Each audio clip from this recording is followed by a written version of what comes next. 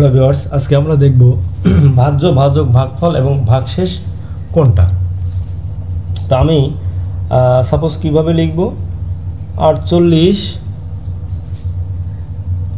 ভাগ হলো 4, তাহলে এটা সমান হলো 24।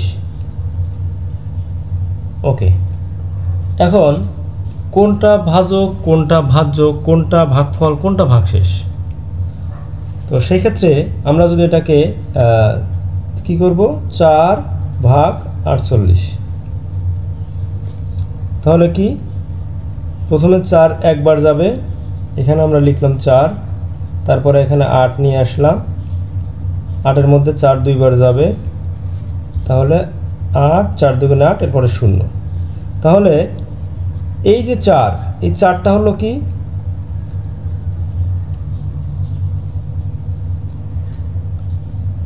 চার হলো ভাজক। তাহলে ভাজক কত, 4। আর ভাজ্য কোনটা,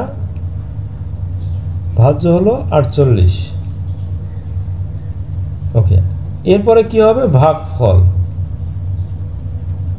ভাগফল কত, 24, সরি 12। ভাগফল হলো 12। তো এখানে তাহলে ভাজক, ভাজ্য, ভাগফল, এই 0 হলো কি, ভাগশেষ। ভাগশেষ কত, 0। তাহলে আমরা কি সহজে বুঝলাম যে কোনটা ভাজক, কোনটা ভাজ্য, কোনটা ভাগফল, কোনটা ভাগশেষ। তো এইভাবে যদি আমরা আরেকটা করি,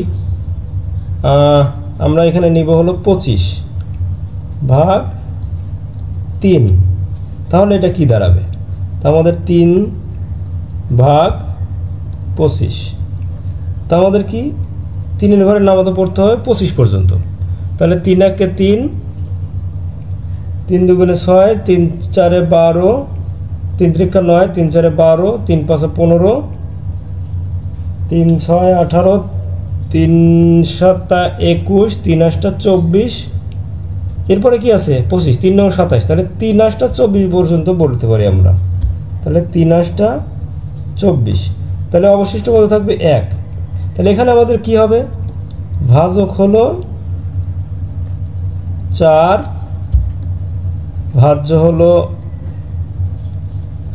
কত, 25, ভাগফল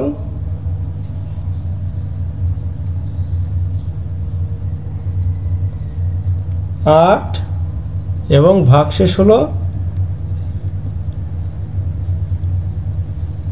1।